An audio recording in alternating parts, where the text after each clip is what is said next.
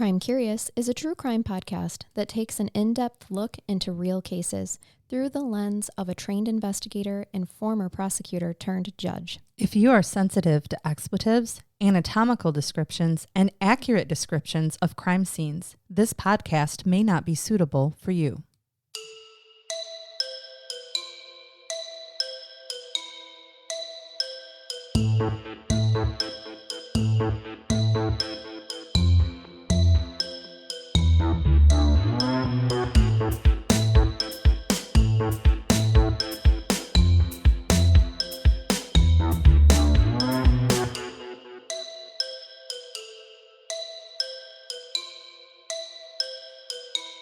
Welcome to Crime Curious. I'm Charnell. I'm Megan. And Jason had the audacity to go on vacation this week. And Megan was sweet enough to come in on a Saturday afternoon. She's giving up her Saturday to hang out with me. I didn't have anything to do anyway.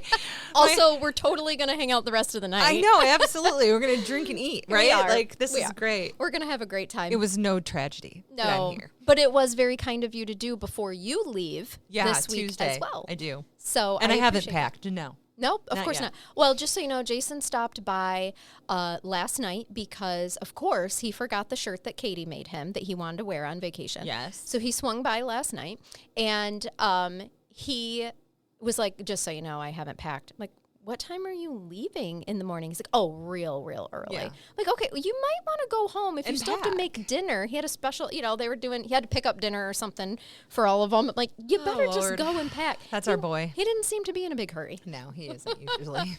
Yes. So here we are having so much fun on a Saturday, which is unusual. You're going to get just a different, a well-rested version of us. We usually know. record these episodes Exhausted? after work. Yes. Emotionally traumatized? Yep. Nope, Super that's tired. not what you get today. No. And did I hear a rumor that you're not bringing me crime today? You're bringing me something, a mystery instead, kind of? I am changing it up, guys. We've had a lot of heavy cases. You know how I like to do this every once in a while, break up the darkness. And I have an announcement, and this just blends beautifully with the case that we're It's covering not mine. today. It's Oh, We don't know. The test hasn't been done yet, Fine, Megan. It might fine. be. No, I am very certainly not expecting. No. So I recently successfully defended my dissertation and have received my PhD. woohoo! So So you are doctor. I am. You are no longer just Charnell. I'm no longer just Charnell. However, you do not have to call me that. And I'm going to call you Dr. D. this is probably how it makes you feel when I call you Your Honor, isn't it? It is, a little bit. Yeah, I Okay, get Dr. it. D. Yeah, I get it now. I will now. I'm gonna put a shameless plug in here that I have started another business. It is a spiritual business. So for anybody who is spiritually inclined, would like to learn more about spiritualism and spiritual healing, that's where I'm at on the other side of things. Yes, I still bring my real personality, albeit slightly tamed down for More a more doctoral. Yes, in a more healing sense. But you know what? Laughter is actually extremely healing. So Great. What's the name? Do you have a podcast too? I did just recently start a podcast. It's called Divine Timing, but it is spelled Deevine, timing. That's because you're Dr. D. Yes, D Okay. is my middle name, and so it's just easier, you guys. My first name is not great for public consumption. No. It's hard to digest. It's really not, but it is. It is. Yeah, it's hard to remember. And you Yeah. know, Google pronounces it Charnel. It does. Charnel. I mean, Mhm. yeah. Yep. And so I really just wanted to be able to separate my passions, and I'm not stopping Crime Curious. Oh, gosh, no. No. I'd this is- protest. This is my release. For this sure. is how I have fun. For sure. Jason would too. I know. Our friendship relies on this, right? So I am very much doing that, and then very much going to just keep stepping into my purpose work, and have that be I don't want to say the D persona because I'm the same person over there as I am here, but going by Dr. D, it's just easier for people to remember. Good. And Because I probably won't call you Doc on this. No. And you'd be proud of me, but I did something that was terrifying for me. I started a TikTok. Oh, hell. And learning I gotta follow you. how to TikTok. Okay. I sound so fucking old right now. I know that. How do you but talk? It's super scary to put your face It is. with like things and trying to, not necessarily trying to be funny because I want to be authentic and just be authentically me. But it's terrifying. How do people do this every day? They like to look at themselves. Oh God, I do not. It's a disaster. Just every time I try to record something, just know whatever I post, you need to know That's there the are a best million version. outtakes before then where I was sweating profusely and scared. Love it. So follow me on TikTok. It's Divine Timing there do it. as well, and Dr. D. And, I'm building a platform. So there's not a ton of content right now, but there will be much more. And then I'm going to have a website that has a lot of offerings, a lot of teachings. I'm just really trying to step into a spiritual teaching role with what I learned. But the information that I have today is partly some of my research from my dissertation. So Awesome. My dissertation was on human consciousness and how to... Good, because I don't feel conscious most of the time. A lot of people aren't. That's in my dissertation, actually. Right. This is why she makes me do things, and she calls it grounding. She makes me ground Yes. myself. Like, please consciously take Yes. your energy. She's like, what is happening here with Yep. you today? Yep, I do. I can feel it. For those of you that are watching a video, that was me with my fingers and her going around my aura. Like, what is something's fuzzy. I'm like Phoebe picking, like, oh, why does your aura feel like this? Yeah. And just picking, because that's Wow. when you get connected, you can feel like that, especially as an empath. You can 'Cause I feel that vibrate. stuff. You do. We all do. Actually, my very first episode was very much about that. But No kidding. but See, if she and I, we're in tune. we really are. My dissertation really talked a lot about human consciousness and the scientific aspect of how energy works, right? And the energy of consciousness and how we can use that in a therapeutic way, how that can be transmuted into healing other people's energy, right? And so I stumbled upon, and it's everywhere. Many people maybe have heard this, or at least if you're on TikTok, I'm sure some people have just briefly covered it. But we are going to talk today about a very fascinating case of a young boy who remembers his past life. Now, whether you believe in reincarnation or not is a moot point. Actually, it's like a cow's opinion. It doesn't It's matter. Moo. It doesn't matter. It's a moot point. That is from Friends. It's, just so you know, I do pay tribute to Friends and the way that it has always been so healing for me. And on the Divine Timing podcast, I just watched that episode with the moo point. I moo swear, point? I did. I name the episodes The One Where. Okay, I like it. I like So it. the first episode is called The One Where we talk about planets and energy. Okay. And I will continue that. And Katie, who I talk about a lot as our Patreon, has supported me a lot in the spiritual stuff. And I've done a lot of trials on her. She's been my experiment for a lot of things. And that was me paying tribute to her as well of like, thank you for always supporting me. So this was a real, this boy. This boy that we're going to talk about today, you guys, there's a lot of factual evidence that appears as though this young man's consciousness remembers being in another time and place as another human being. And so you don't turn us off if you don't believe in reincarnation. I'm not here to change anyone's spiritual beliefs at all, but this is just really fascinating. I'm interested because I'm a skeptic. So if you're a skeptic and want to stick around and listen to my opinion, definitely do. Mm-hmm. And one of the best resources for this, which will be in the show notes, is the Psi Encyclopedia.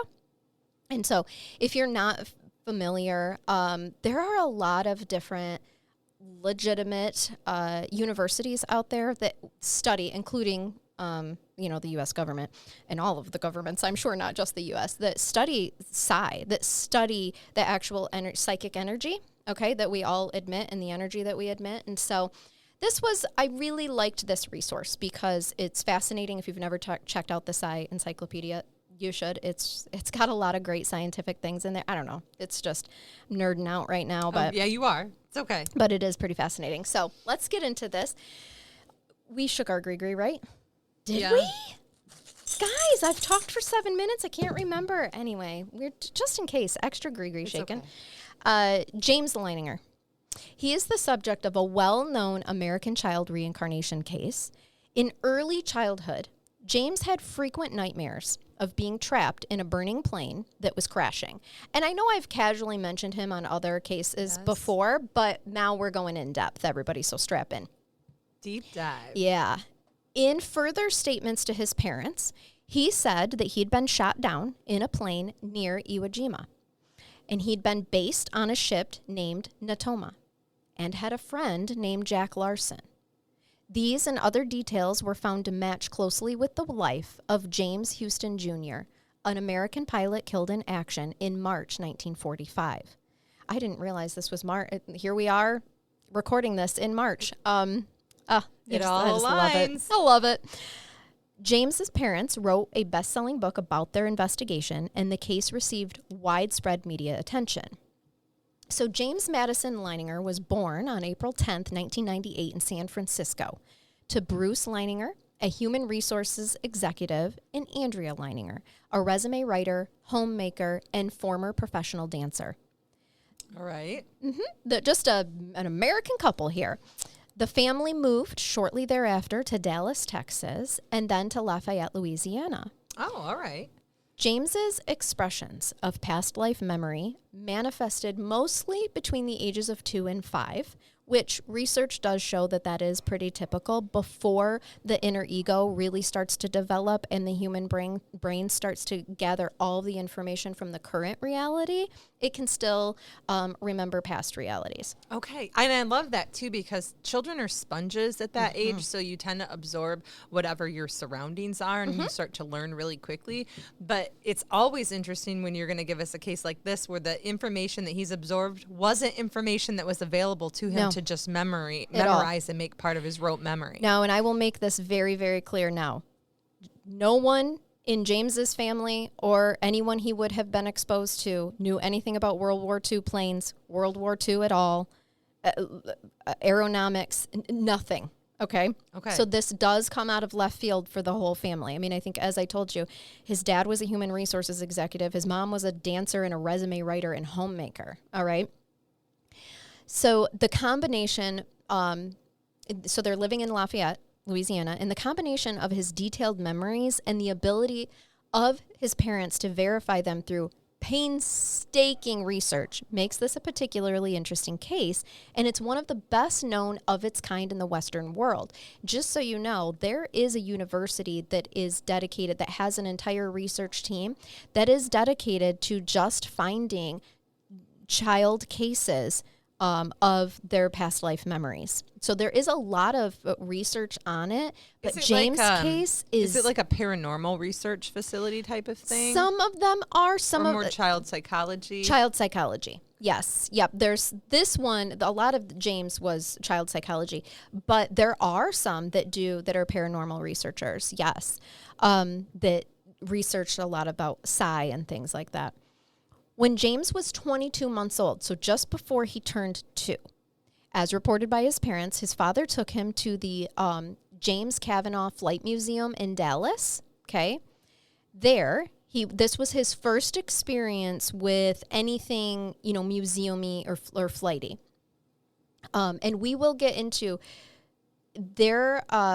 what he ends up talking about was not on display at this museum at the time that James visited. Okay. So although he saw planes, he did not see the one that he starts talking about. She's already using this investigator brain that I love, where she's ruling out alternative hypotheses, right? Where he saw something when he was not quite 2, and because of how brilliant kids are at that age and memory retention, he memorized something, right. that was said or from a... Yep, exactly. So not the case. This was not on display. It's not the case. But this is where they first notice that he has an obsession. He's 22 months old. And he was transfixed by the sight of World War II planes. And by the end of the visit, he was forced to leave. He was throwing a 2-year-old temper tantrum that he had to leave. But the World War II planes that were on display at that time are not the World War II plane that he ends up identifying that he flew. I feel him. That's what happens to me when I'm at the Smithsonian Art Museum. You have to pull me out, kicking and screaming. crying on the front steps. That's how I want to go back to Degas. Don't take me from him. That's how I feel when I'm at the butcher shop and I'm looking at the good steaks. Yeah, or both of us in a bookstore. Oh, yeah, bookstore. Forget about it. A bookstore, yeah.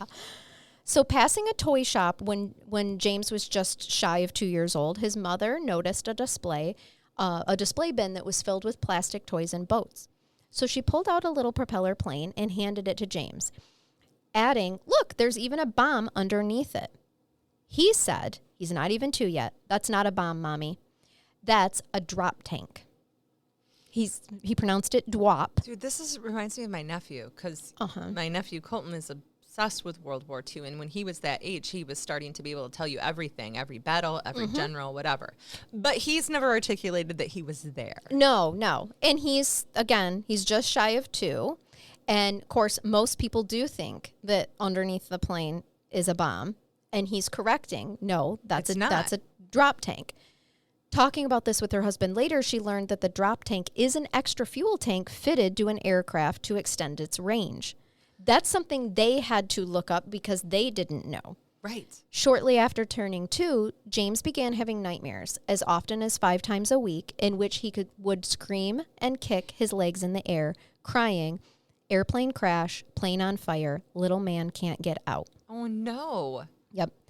At 28 months, in response to questions, he told his parents the little man was himself and that his plane had been shot down by the Japanese.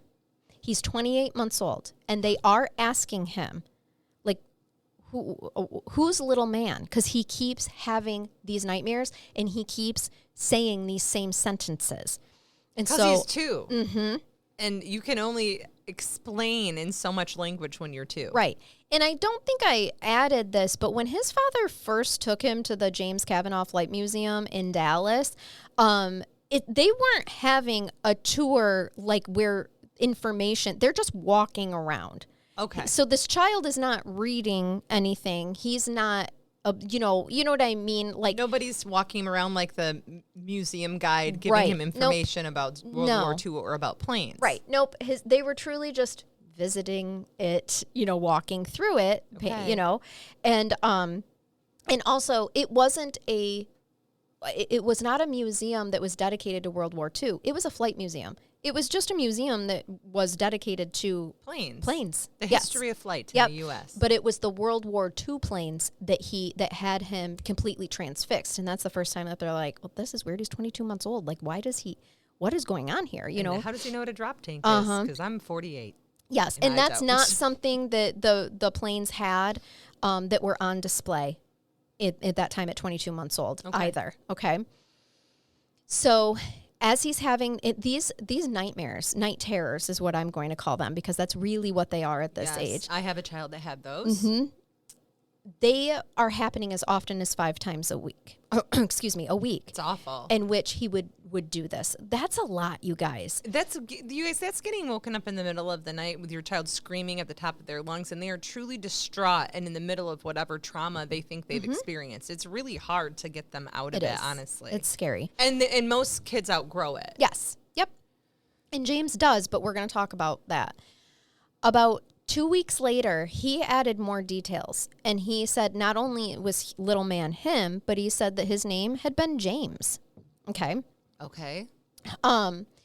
And in that life, and he had flown a Corsair, and that he had flown from a boat whose name was Natoma, which, despite sounding Japanese, he insisted was American. Okay. Over the next 3 months, James added that he had a friend, a fellow pilot named Jack Larson, and that he had been shot down near Iwo Jima. In play, James crashed his toy planes into furniture, breaking off the propellers. He also began expressing his memories in art, obsessively drawing naval aerial battles between Americans and Japanese, in which planes were burning and crashing, bullets and bombs exploding all around. These were always World War II scenes with propeller-driven aircraft, not jets or missiles. He named the American aircraft correctly as Wildcats and Corsairs, and referred to Japanese planes as Zeeks and Bettys. Okay. explaining that the boy's name referred to fighter planes and the girl's name to bombers, which was correct historically. They don't know any of this in real time. His parents had to verify all of this information, but of course I'm trying to wrap it up into an episode here for us. So he sometimes signed the drawings James 3, and when asked why, he said it's because he was the third James. An apparent reference to him following James Houston Jr., that is the second. When buckling himself, meaning James Houston Jr. was him in a previous life, and he's now James 3. Do you see what I'm saying? I do see what you're saying, and I'm saying that you could take that in a couple of ways, like that James Jr., he's counting James's dad, James Sr., or maybe he's the third life of James. Yep. When buckling, which just gave me the chills. I know, me too. When What a spine. that's a sign from spirit too. Okay. Yep, it's all in alignment. I won't tell you what else it does. But let's just say there's a lot of goosebumps. Right. When buckling himself into the back of the car, he would often mime putting on headgear, a movement that his mother recognized during a visit to a local air show when he mounted the cockpit of a Piper Cub and put on the pilot's headgear. Okay. So obviously they're knowing now their kid is into airplanes, so they're trying to And they're thinking he's brilliant, probably. Like some type of he's a savant. Yeah. Well, here's the thing. His dad especially, not believing in reincarnation. Okay. His dad, when you read their book, like his dad was it was his mom who first said, so I'm wondering if he might be remembering a past life. And his dad is like, hogwash. Right. No. He is just, and they're not watching, they're only watching appropriate children things. They are not watching anything on World War II. As I said, his parents weren't into World War II. They had to, in hindsight, do that research. So while I'm telling you this, it may seem like, oh yeah, he's being exposed to it because his parents are totally into it. No, they're not. And they make that very clear that the way I'm compacting this information together is them over years figuring it out. Like, she never realized, man, every time I strap him into the car, he's miming putting on headgear like he's about to take off. She didn't put that together until they went to an air show, and she's like, oh, holy shit, that's what he's what doing. that looks like. Yeah. Mm-hmm. Yes. And as a devout Christian, Bruce Leininger, as I said, was uncomfortable with the idea of reincarnation and began to research his son's statements in the firm hope of ruling it out. That's the whole reason he started this, was that he wanted it to be absolutely not possible. He was already aware that the Corsair was an American World War II era plane, which he had started mentioning Wildcats and Corsairs, right? Yeah. And so that was his first, he did that research and realized, crap, the Corsair is a World War II era plane. And so then once his wife starts bringing up reincarnation and making Bruce very uncomfortable, he's like, fine, we're going to start searching this. Yes. So, because he can't think of a biological reason in his correct. head either. And as humans, you guys. On a side note, I was just going to say, do you know that's how a number of religions actually started? Yes. Because we couldn't figure out a way in our head to make sense of things. Yes. And as humans, we are very uncomfortable with anything that challenges our beliefs. We don't like that unless you are. I very rarely like to change my mind or admit that I'm wrong, but it's happened before. It does. Unless you are you are intentionally being open to all possibilities, change makes everyone uncomfortable. Correct. So searching the internet, he discovered that the USS Natoma Bay was an aircraft carrier. No shit. That served in the Pacific in World War II. Okay. Taking part in the 2 Iwo Jima operations, and that a pilot named Jack Larson had been based on that ship. Remember, Jack was his friend that he said was in the plane with him. So did he look up to see if James we get there. was on the ship? Mm-hmm. Okay. He then began to approach Natoma Bay veterans who proved very forthcoming. Okay, these people really were concerned about their son, and they really went above and beyond, I think, what most parents would be able to do to try to disprove this, right? James to try to an find only an child? answer. Yes, from my, Wait, I shouldn't say did that. I call him James? His name is James. Oh, yeah, okay. Yeah, but that is also his reincarnate name. Yep. James 3. Yep. Okay. They don't mention another child at this point, though. I cannot. I think it may. Did I put it in my? Did I put it in my notes? Okay, well then we'll get there. Remember. I'm just feeling at this point like they have a lot of time to spend on. This just sounds like overprotective parents of an only child. Yeah, and again, I'm because wrapping yours it. would have told you go outside and feed the pigs. Yeah. You can bomb the 100%. Japanese outside. 1,000,000%. There's no way my parents are searching up Natoma Bay veterans and interviewing them, right? Right, no. So an initial candidate for James' memories, Jack Larson, turned out to not have been killed in action, okay? So attention then shifted to James McReady Houston Jr. of Pennsylvania, who had been killed near Iwo Jima at age 21, and whose life James' statements seemed to match. And did I say Reddy? His name is McReady. It's James McReady Houston Jr. Okay. An exception was that Houston was shot down in a FM2 Wildcat, not a Corsair.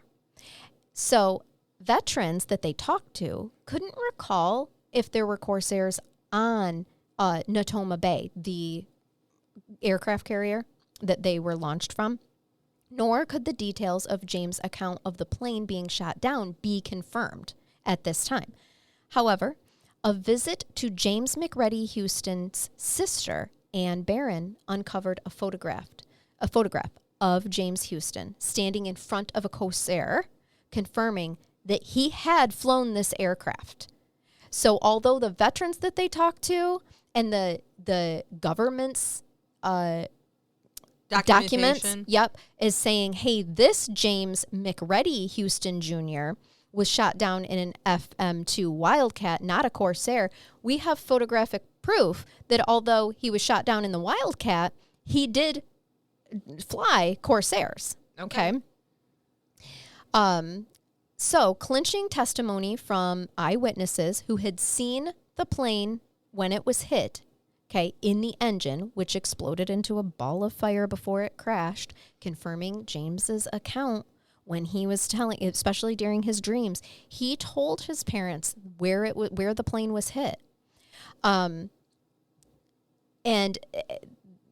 they went to also, just so you guys know, there is a logbook recording of the crash that is now available online. Oh. So you can search that up if you'd like.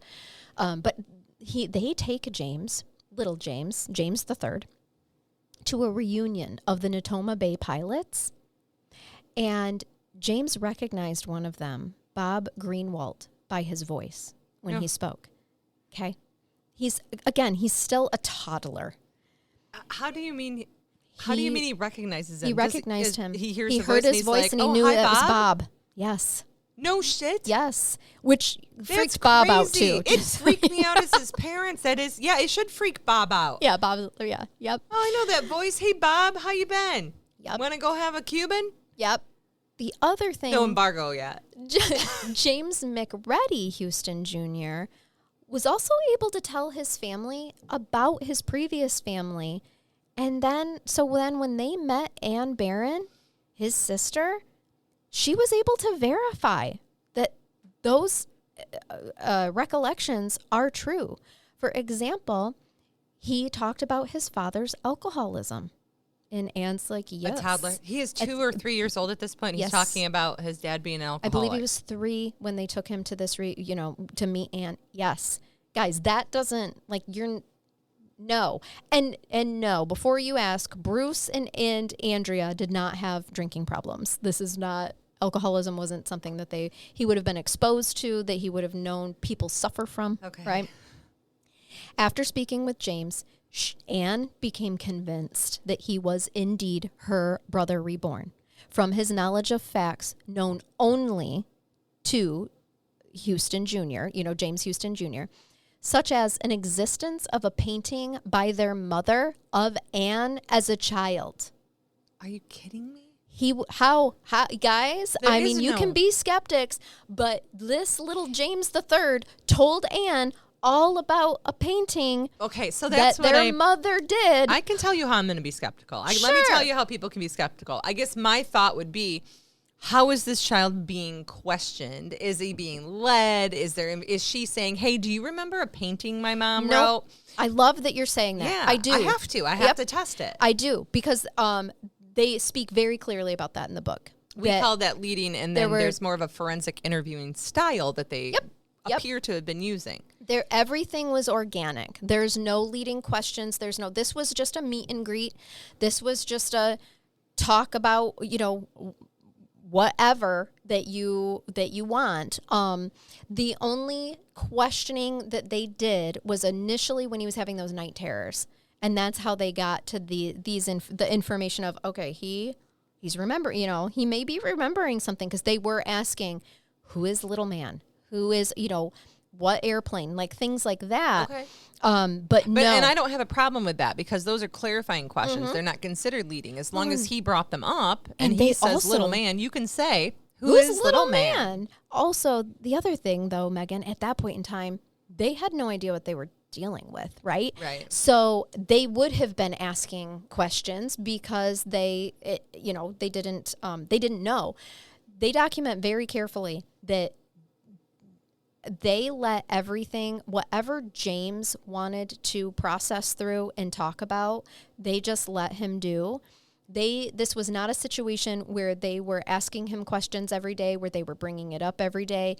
They were making observations from giving him free time to play, from his drawings and writings. Once in a while, they would ask questions about the drawings, but they didn't want, I do think that they were scared about making these night terrors for their son worse if they were to constantly bring it up, and the possibility of just making these false memories for him that could potentially traumatize him. Oh, yeah. So they speak about that in a very intelligent way, inappropriate way. And so, yes, this was all, again, me wrapping this up, but I'm in a space where we can do a 1-hour show. But they very much kept anything where meet and greets and things like that. They're at this point on a mission to try to help heal their child, not prove something to sensationalize something to make money off from it, but truly just to get the bottom of it so that these night terrors stop. But he did describe, and this painting was not in Anne's house or anything like that. I can't even remember where they met. They didn't meet at Anne's house. They met in a neutral location for this, meet and greet, whatever. But he did talk about, he described the painting in detail that existed. Crazy. Mm-hmm. According to his parents, James did suffer a night terror on the actual anniversary of James McReady Houston Jr.'s death. He made statements about 2 memories of the period between incarnations. So first, he said he remembered choosing the Leiningers as his parents, which I will tell you this. That's cool. A lot of the past, so I do past life regressions on people. There's a lot of research on there from different hypnosis that do past life regressions, that the research is consistent about a soul choosing the parents depending on what experiences they want to have during this lifetime and what lessons they came here to learn, okay? So that, all I'm saying, whether you choose to believe it or not, that does track with the research, this particular piece about choosing the Leiningers as his parents. And he then gave some details of the time prior to his conception, including correct details of a hotel in Hawaii that they had been staying at during a vacation. Like, he is telling his parents about essentially how he was conceived.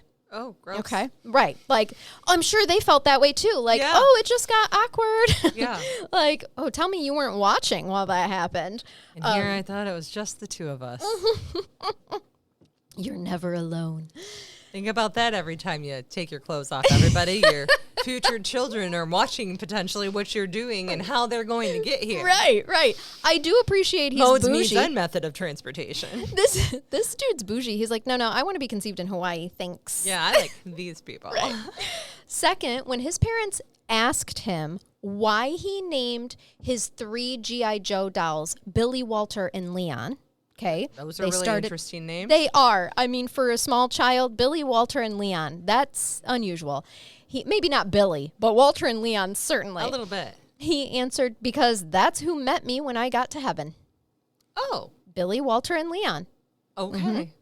So they start researching this a little bit, and they later learn that 3 squadron mates of James McReady Houston Jr., who had been killed prior to his own death, No way. had been named Billy Peeler, Walter Devlin, and Leon Connor. No, this is crazy. Chills again, right? This is nuts. Yeah. And so he named his G.I. Joes Billy, Walter, and Leon. Yeah.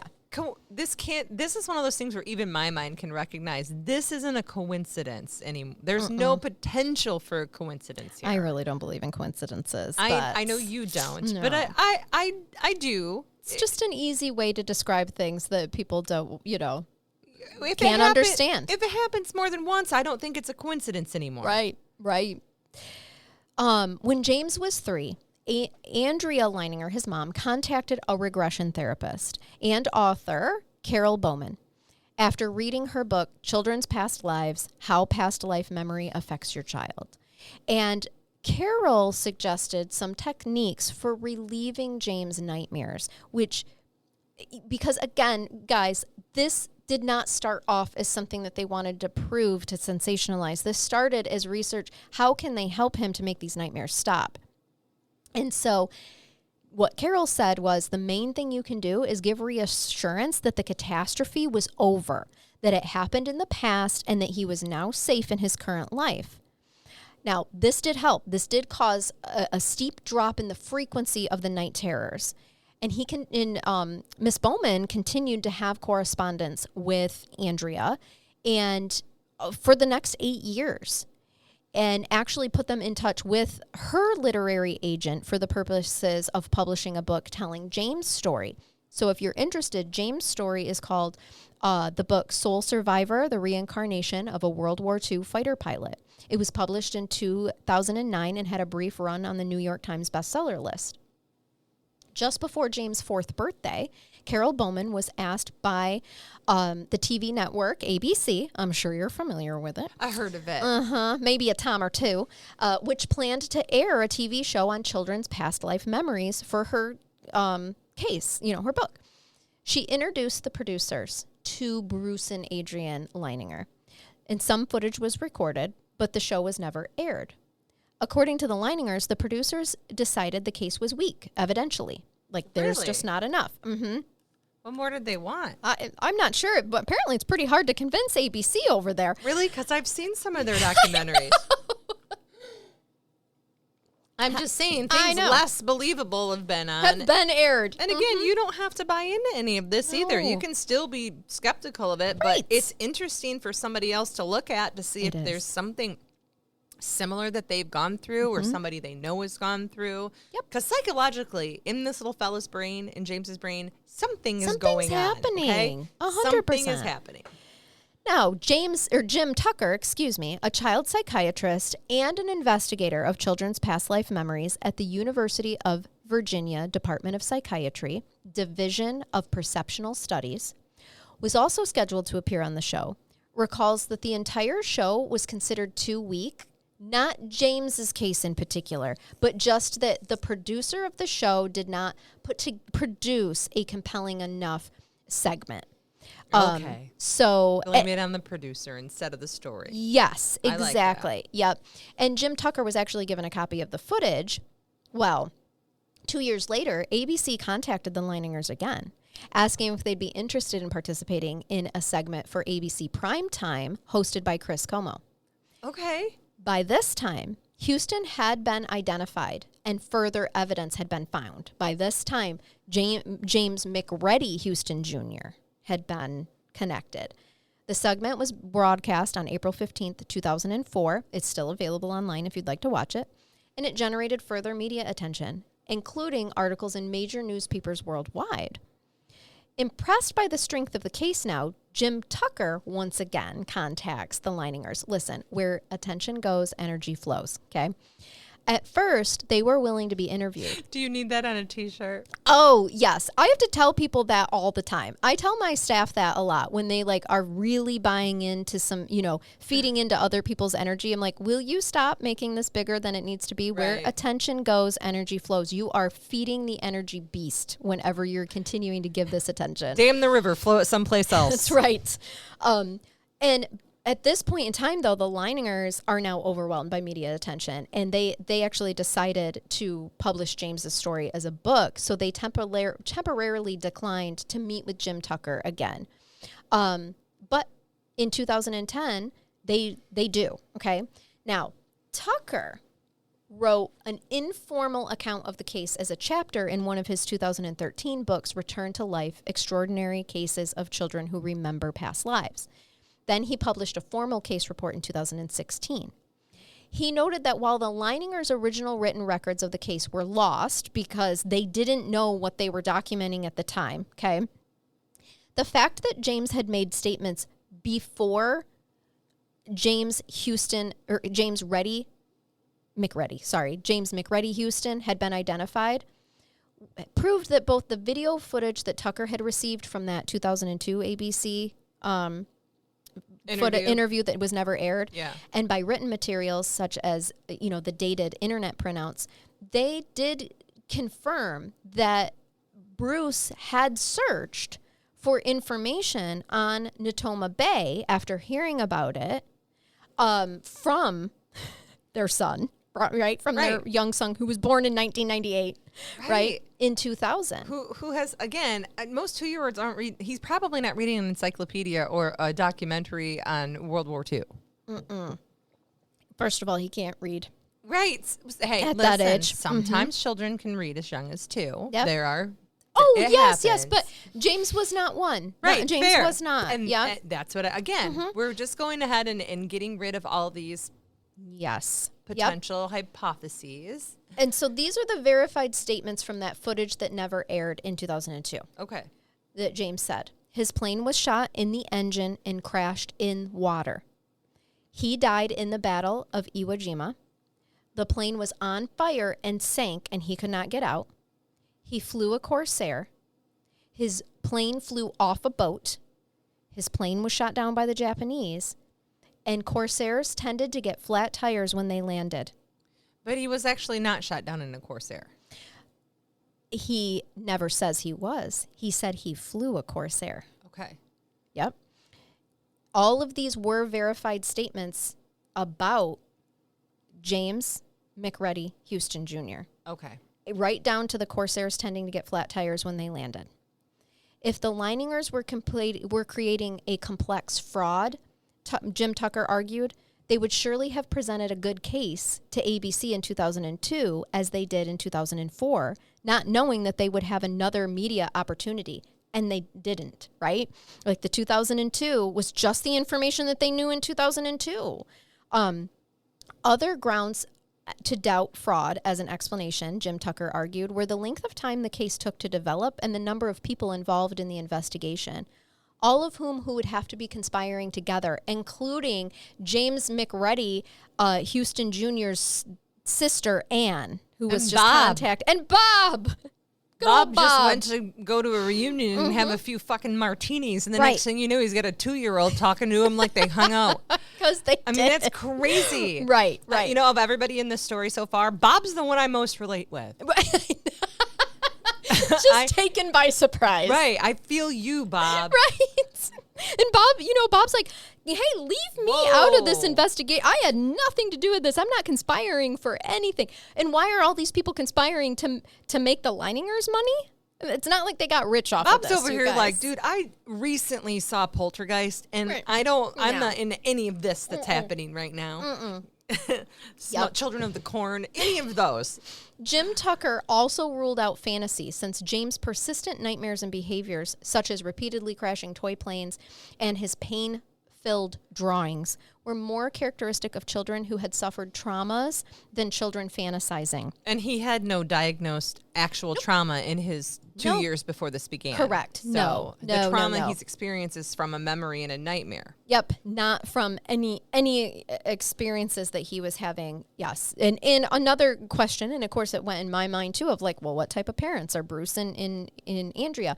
No documentation to say that they were anything but appropriate parents, which I think we can see this. They're going above and beyond because, like you said, my parents would have been like, "Cool, you go fight the Japs out there while you do your chores." Again, yeah. Can you imagine if this is something that happens often, how much parents might just kind of poo-poo this away as a creative imagination. And how many have, Megan? Of course. And we're talking educated, smart people who are just like, listen, he outgrew it. He doesn't even remember it anymore. Right. Yep.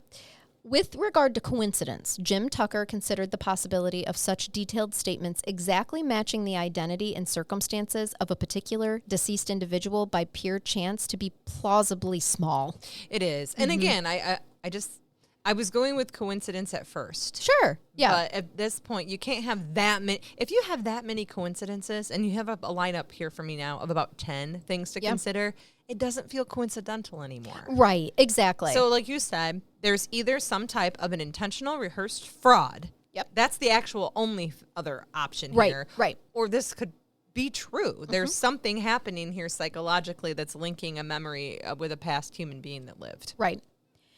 Jim Tucker also noted that all the documented statements leading to the identification of James McReady Houston Jr.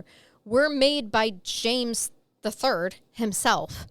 Like, he couldn't have read about Mr. Houston or the Natoma Bay. He could not have been exposed to any television programs on these topics. His parents and other people around him had no knowledge of them. They had to take his statements and then research to verify if they were true, not the other way around, right? Charnell, he went into a meeting and said, I know that voice. Hi, Bob. Hey, Bob. Okay, that's all I need right now. That's what I needed. What's up, brother? Hi, Bob. Right. As his parents are like, hi, sorry, this is our son James. And he's like, well, I'm Bob. You know, for me, it was the photo that he told Ann, their mother, had drawn when they were very clear about no questions. Well, I said that's what first tipped me off, because you told me about Ann second.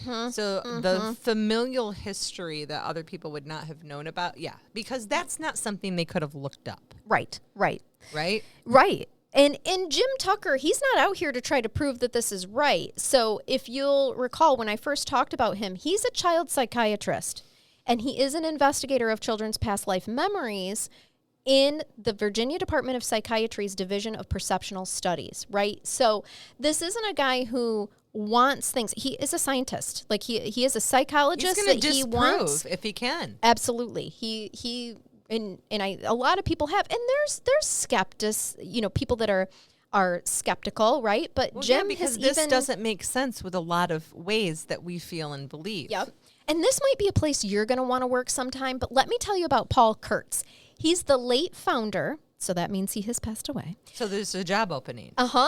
Of the Committee for Skeptical Inquiry. I want to work there. I want that to be my retirement gig. When I saw that, I was like, Megan would love this. I do. And I would actually love to be proven wrong on these and have these things be true. But I want to test all the weird shit out first. Yes. Am I qualified for this job? No, I'm not, but I want it. Paul Kurtz probably wasn't either, but he founded the Committee for Skeptical Inquiry. Well, if he founded it, then he can run it. I'm going to found something. He did. I wonder who he passed it on to, but he was quoted in the primetime ABC segment saying that parents, that he thinks the Leiningers are self-deceived and that they are fascinated with the mysterious and had built up a fairy tale. But that's actually doesn't match. I would almost agree with him. They were terrified because their son is having night terrors. They're upset. They're trying to fix a problem. And remember, Bruce didn't want it to be real because it would make him have to reevaluate all of his religious beliefs. He was raised his Christian. own personal religious beliefs. Yes. Because I, again, know plenty of people who are spiritual, who are Christians, who can reconcile these. All of these things can be true. But he wasn't ready in that moment to do that. He was really bothered. He wanted to prove this wrong. Got it. And so Paul Kurtz is saying, you know what? James must have gained his knowledge of World War II planes by overhearing his parents' conversations or talking to his young friends. He offered no explanation for the intensity of James's emotions. Is that a daycare topic? Just asking. I don't think His so. young Also, friends. his mother was a homemaker. He stayed at home with his mom. He was not He wasn't in exposed daycare. to other children. And his parents didn't have any information about this. They had nothing in their home that was World War II or plane paraphernalia at all. They had to verify all the stuff that James was talking about because they knew nothing. Well, and again, to talk about, was a PBS documentary, something on there, right? But there hadn't been anything on there about James or the particular story. He might have actually seen something World War II related, like you saw those planes at the Flight Museum, but none of that gets you in depth into the factual pieces, and that's the who. And actually, his parents talk about, no, they are not interested in World War II. There was no documentaries. You told us. I'm just saying, in the off chance that he was somehow exposed to it and is a brilliant child who's able to absorb that information that quickly, it still doesn't explain the specificities of the human beings that he knew, that he thought he was, or who he was family with. His 3 squadron that met him in heaven, apparently, or wherever he was before he chose. I don't know, talking about the night he was conceived in Hawaii. That's the creepiest part. I really don't want that to be real, that part. Everything else I'm fine with. I can only imagine what Spirit of Megan was like picking the choice that she was. No wonder Grace is so weird.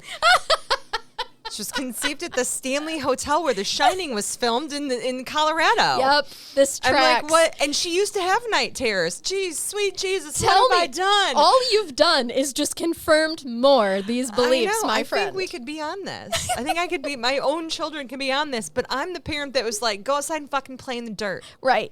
I'm not going to research you being taken down by the Japanese. Yeah, I know. Oh my God. I know. This is why sometimes it's better to be a 40-something parent than it is to have been a 20-something parent. Because now I'd be like, who are you channeling, Anne-Marie? Because she's a bitch. I need you to just lay off of this, whoever you were now. You're That's not me her as the now. mom of a 12-year-old girl who's going on 30, okay? Right. Yeah, with my other kids, though, they were just all perfect angels. And I'm like, you're good. Put a Band-Aid on it. Go back outside in your fighter pilot Gear. James. Yep. So this guy, Paul Kurtz, essentially what he wanted to do is he just wanted to cast doubt on the Leiningers, but he wasn't interested in actually having any sort of explanation for the sheer intensity of James's emotions, the reenactments of his fantasy play, or his prolific dramatic drawings at such a young age. Well, this is where you're incorrect in terms of me wanting that job. I would want the job, but I wouldn't want to be the founder. Exactly. Because I would never do that to a child or to a family. Because that's just mean. Yep. There's a better way to do this to disprove if something's not factual. Yep. There are better ways to do this, to disprove theories. Yep. And just so you know, there are some... you're going to find things all around the internet that are like, oh, no, he must have saw that plane at that World War II thing. We've discussed this. It was actually Jim Tucker who contacted the Kavanaugh Flight Museum and learned. Because I'm telling you, this dude did his research before he was willing to put his name on this case and have it featured in one of his books. He contacted the Kavanaugh Flight Museum and learned that there was no Corsair on display between 1999 and 2003, the time in which James had first visited it. Okay. And Jim Tucker also disputed the claim that Bruce Leininger was party to a manufactured reincarnation fantasy, having observed firsthand Bruce's refusal to believe that reincarnation even existed, and noting that his extensive research was in fact to disprove the notion. So Tucker does even go down that road as well. So yeah, it's been in the media a whole lot, no matter, there's been Fox and Friends, there's been all kinds of things, but just so you know, I'll just kind of wrap this up in a neat and tidy bow. They felt like after they contacted a reincarnation experts and researchers and therapists, they like actually Dr. D. Yeah, yes, Yeah. Dr. D. Yeah, And because I would never have known these people were how hard or easy to find. That speech is the first thing to go. I'm so sorry. It's okay. Let me cleanse your fine. aura I'm gonna have a little bit. drink. You'll be okay. But they, what they suggested to the Leiningers for healing for James really was, if you can, take him to the place where James McReady Houston Jr.'s plane went down. They wanted him to take him to fucking Iwo Jima, where he died. Out on the water, and have I don't like it. some Can sort we just of... go to Hawaii instead? I had a better memory from there. They wanted, well, his parents certainly did, but they needed closure. What the suggestion was is go and have a goodbye, have a finality, have And a funeral for yourself? Yes. Creepy. Yes. Okay. So they do. All right. And About how old is he when this happens? at this point in time, he's about 10 okay, when they do this. All right. And I like that better. yep. That he's old enough to understand. Yes, because they've went through this now. And as he's getting older and his inner ego is developing, the night terrors are diminishing and the details are not as forthcoming. You're going to expect that, right? He is fully acclimating into this lifetime now, in this soul, developing the human ego, Well, all of that. Yeah, but some of that, I mean, go psychological if you need to, but some of that is, it's not just ego, but it's id, and he has to have an identity. does. And this kid can't form his own new true identity at this point because he still thinks he's someone else. Correct. Yep. And so they do go and do this, and they do a little memorial service, and it did prove to be extremely healing for him. The trip they do recount in Soul Survivor, as I told you about it, and it did appear to bring the healing, catharsis, whatever you want to call it, to him, because everything, his drawings, everything become less destructive, less chaotic. And then the night terrors do stop. Okay, so it really was like a spiritual release that kind of happened. In that video, you can hear James says, quote, "I hope that it helps people understand the meaning of how precious life is, how fast it can just blow away. And I hope that it opens people's eyes up to reincarnation.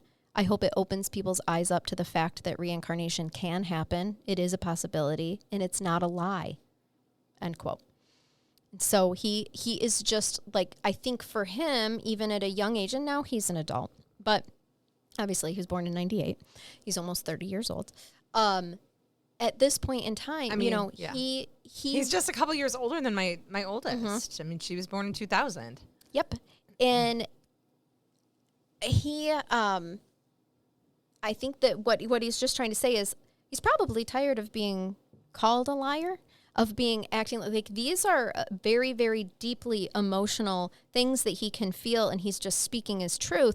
And there's people out there that think they know better. I mean, I have questions, like, for him. Like, I want to know, though, does he still have those memories, or did they stop? I don't believe so. I wouldn't think, but I didn't know, because often when you hear these stories, and none of them as well founded or documented in terms of research, right, as his, where you really haven't found anything to disprove it, but they do typically start losing those memories, or whatever you want to call them, psychological traumas, once they start to become adolescents. Well, in a 2012 segment on Fox and Friends, Bruce describes the successful investigation while James joined, who was he was 15 at that time.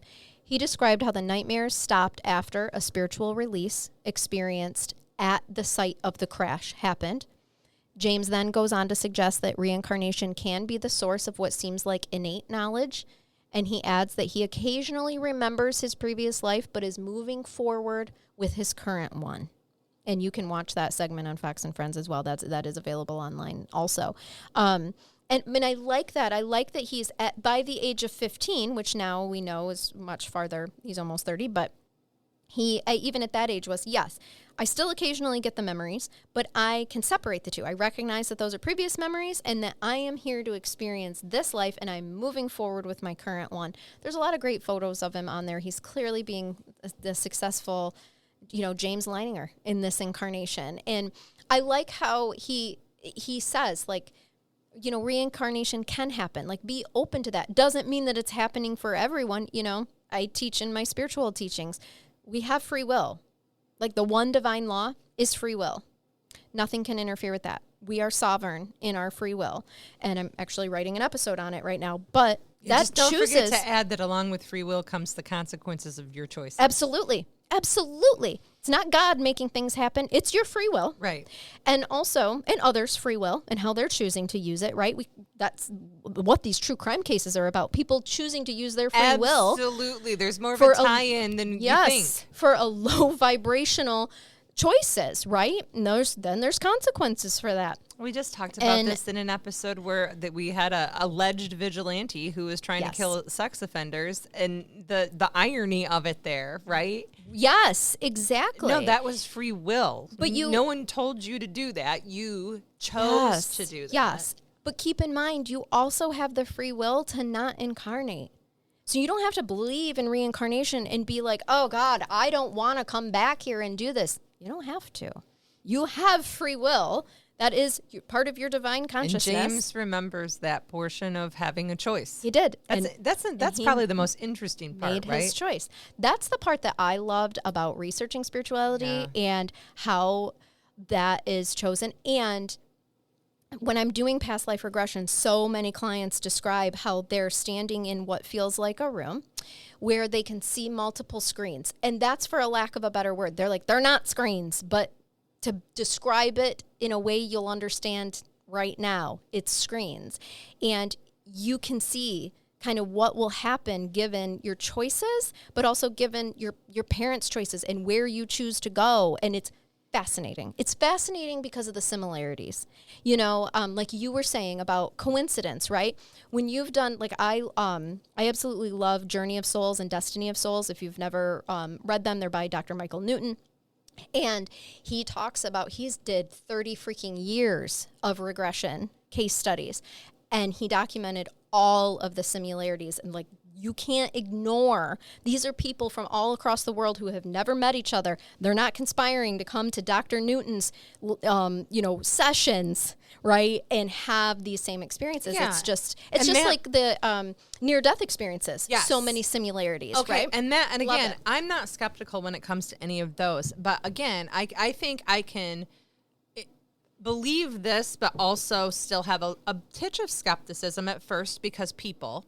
Right? Mm-hmm. And there are frauds humans. And there are liars out there. Absolutely. And so I'm going to want to... get lied to daily in our jobs. All the time. And so I'm going to want to test things out. Mm-hmm. And I said, I think that the point to me where I began to realize is that one or two things, the early museum visit and maybe a couple of statements made, I don't have a problem with looking at a coincidence. And it might be more than that, but I can call it a coincidence. But then when other things start adding on, I'm smart enough to be able to say, well, shit. Mm-hmm. You can't have this many coincidences. And that's just within one human. Right. There were other, quote unquote, coincidences with other humans throughout the world who've had similar experiences. Yes. Yeah, and exactly. I will tell you, I do believe that some of those people are probably frauds who are in this for notoriety and for whatever reasons. But I think that there's probably a great majority of people who have had experiences like James. Yep, genuine emotional experiences like and that. I'm sure a lot of others who are like, I ain't seeing shit.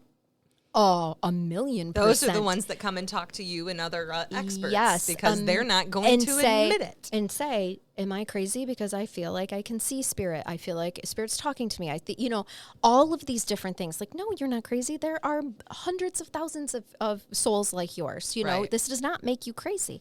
But I will say, too, I like that you said about, that initial visit to the museum, right? In spirituality, we call those signposts. So a signpost is a recognition that happens several times throughout your life that is meant intentionally to trigger an emotion to help guide you on your path. So, for example, this is why some people are like, I met that person and I felt like I knew them instantly. Yes. I found you guys all probably know the feeling that I'm talking about, where you see something and it could be something so innocent like a flower on the side of the road, and all of a sudden you're like hit, like chills, and there's this recognition and this, what the hell was that? Deja vu is how we want to describe it, right? Smells. For me, it's Yes, very smells. much associated with smells. And Yep. I immediately go to a person or a place or an event. To me, going to that museum and seeing airplanes, okay? Triggered his brain. It was a signpost for him. And although he saw the World War II exhibit, it was not an exhibit with any of the planes that he experienced in World War II that were on display at that time. But that's when the nightmares started. That's when the specifics started to come out. That was the signpost. And so that's my 2 cents based on some research there, and truly part of the reason why I got a higher degree in these things is because I want not because I want them to be true, but because I want to be able to intelligently talk about things, right? And know what the research and what the science says. That's why I focused a lot of my dissertation more scientifically on consciousness energy, right? Like things that are scientifically proven. We have our whole body is energy. Don't know if you know this, but and it makes everything sense. is It makes sense runs that on a energy. natural-born investigator would lead Right. that way in Right, your particular PhD exactly. program. So I don't know. I think it's fascinating. I do think that the experiences he had were completely authentic. And I agree with you. There are definitely a lot of frauds out there.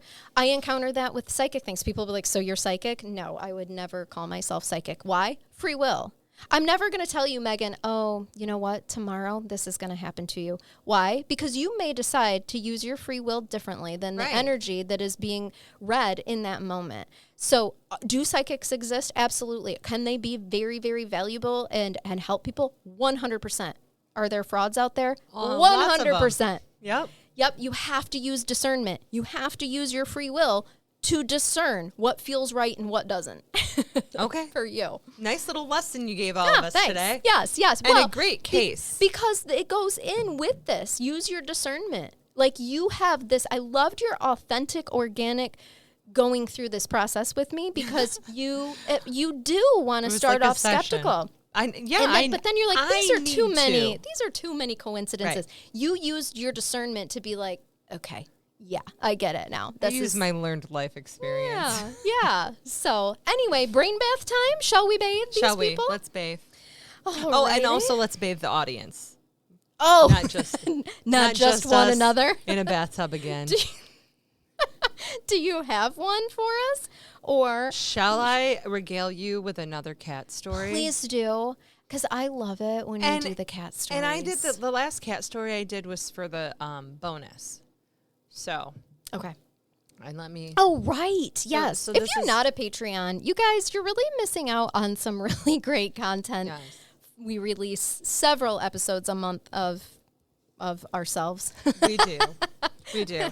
And I have found, those of you that didn't listen to the bonus, I'm wholesomely addicted to Felix Bella Willow, which is a cat grouping that I Yes. follow from 3 the UK. different cats, but they all live together. They're They cat do. siblings, and I right? tend to be a Felix follower. Oh, sure. Felix is a tuxedo cat, okay? Mm-hmm. And Felix says things like this. We need to talk about the voice. The sickly, sweet baby voice Mom uses when she talks to me. I use that with my dog. I know, and I want you to listen. Okay. Now listen carefully, because I'm a fully grown tuxedoed gentleman with responsibilities, opinions, and a reputation to maintain.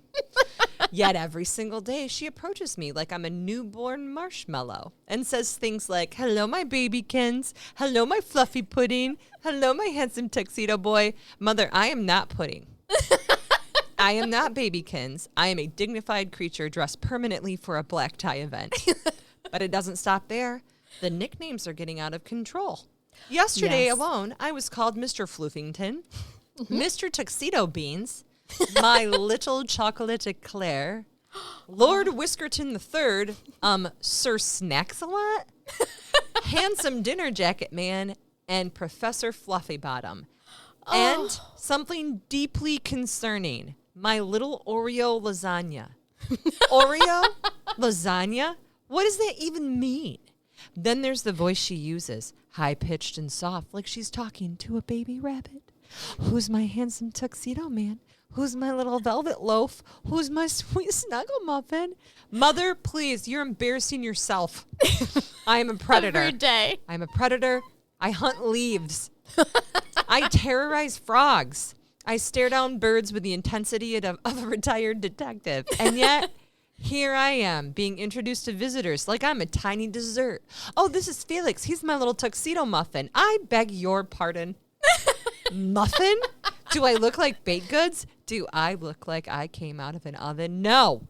I look like a mysterious gentleman who owns a yacht and has several secrets. It's true. He does look like that. But the worst part, the absolute worst part, is that while she's saying all of these things, she's scratching behind my ears, and unfortunately, against all odds, I like it. Felix. I do love Felix. This is how cats think and plot against us. When you're calling your dogs my little puddings and my tiny little fried chickens and everything that we call them. My sweet little Magaloo.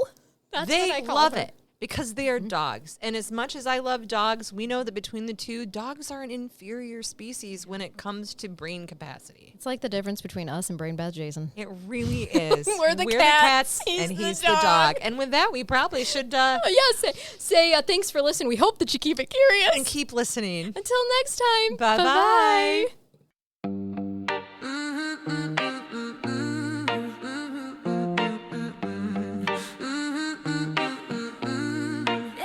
Yeah, used to chase the tears in a different kind of grind, helping little ones leaving our old selves behind. Charnell, Jason, Megan, a trio strong and true, but the system wore us out, needed something fresh and new. So we flipped the script, found the mic and the beat. From deep investigations to stories bittersweet. Prosecutor, the judge, that's Megan on the mic. Charnell digs the dirt, makes sure the facts are right. Crime curious, yeah, that's the name we claim. Shaking our grief, fanning the curious flame. From global listeners to the brain bag we provide. Keep it curious, keep listening with nowhere to hide.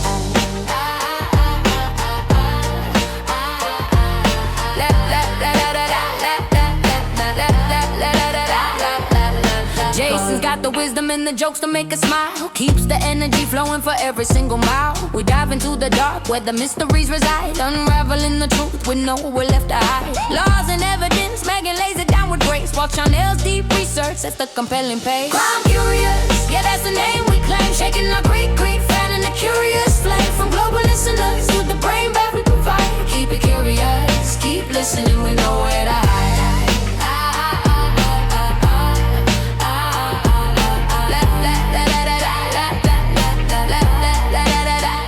Don't ask about the raccoon, some secrets we just keep. But every week we're digging secrets buried deep. For every mind that wonders, for every soul that seeks, we're here to break it down in our Crime Curious Speaks. Crime Curious, yeah, that's the name we claim. Shaking our grief,